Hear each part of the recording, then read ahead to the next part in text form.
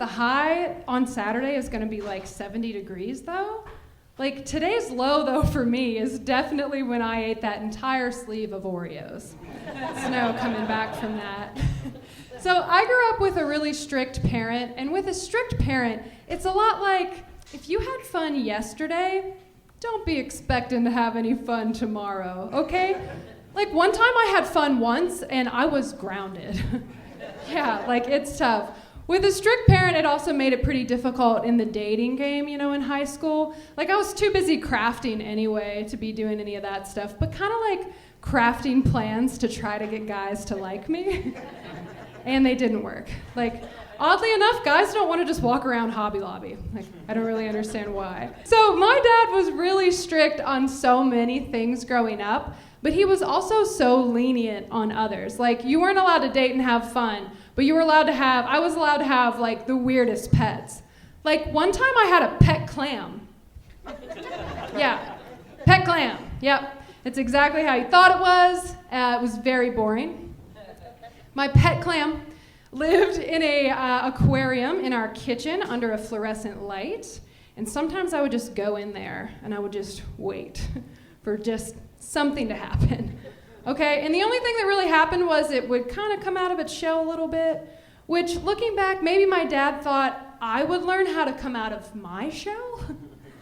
But I'm here to tell you that all that taught me was it's better to stay in there. You don't want to open up too much emotionally, not at all. It's too shellfish. Snuck that one in. So I also had a weird pet, and I use the word pet here pretty loosely, but I had a groundhog. He was a rescue, yeah. Well, I mean, he was outside. We just rescued him by bringing him inside. Yeah. Groundhogs are really interesting. They're actually a lot like cats in a lot of ways, if you haven't been around as many groundhogs as I have. Yeah. Groundhogs actually purr a little bit, like they have their own way of purring, and they can whistle. You probably heard them be called whistle pigs, but cats can't whistle. I think you know that. But if they could, you can bet that they would be like, hey, food bowl's empty. This house is a prison. Groundhogs are, it's also so, okay, they can whistle, but it always felt like there was like a construction worker nearby in my house just harassing me and catcalling me like out of the shower. It was really interesting. And also, groundhogs are wild animals, so you definitely don't want to be keeping them in your home where there's wood furniture. Like, having a groundhog in your house is a lot like inviting a beaver into your log cabin. What did you think was going to happen?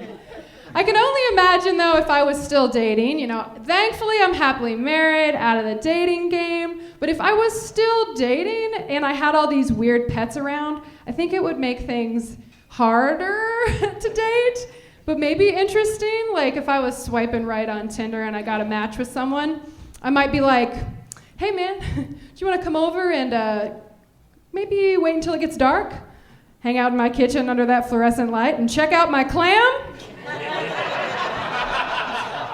So sorry, I can show you how my groundhog purrs. Oh, God. I was on the fence about those jokes. But, I also recently, you guys remember those robot vacuums that came out a few years ago, like the Roombas? Yeah, I have one of those. We got one for Christmas a few years ago. Sometimes I wonder, though, if I'm cleaning my house and I just leave the door open, if that little robo vacuum just sees this opportunity to just take on a bigger challenge, just sets out on its own to just clean this entire world, just make it a little better, just cleaning up those mean streets, just like it's the star of some indie film or something. But my robot vacuum is definitely depressed. It's self-aware, and it's depressed, and it is trying to end itself. Like, it's constantly going past the threshold of safety, where you put magnetic strips down to make sure it doesn't just take a nosedive down those stairs. And I know that it definitely tries to suck up things that it knows that it can't suck up just to feel something. Like when your only purpose is to clean, like I know you're sad, but you're definitely probably as sad as every 1950s housewife in America. Like that's how I feel like robo vacuums feel, you know? And he's depressed being in my house all day alone, just like a 1950s housewife. Like sometimes I think like while I'm gone and I come home after a long day's work, if he's just, he, she, I don't know, I'm not assuming it's gender. If it's just in the kitchen, it's got an apron on, and it like is making me my favorite dinner, just like every overworked mother out there.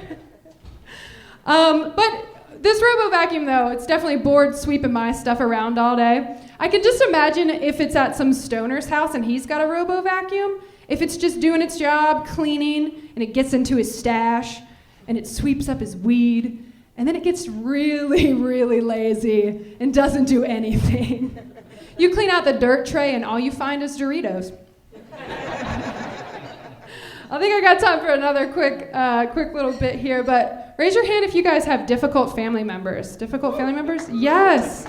I have so freaking many difficult family members. They make it so hard. Like, I was home last July. I live pretty far away from my extended family. I was home last July for the 4th of July picnic. My cousin comes out, looks at me, and goes, "Okay, do you want your birthday present now or later?" And I said, "Okay, well, today is July 4th, and my birthday is September 30th. So maybe we could do this later." She decides we're gonna do it now. She comes out, has a gift in a Walmart plastic bag, hands it to me, and says, "Here you go. I didn't have time to wrap it."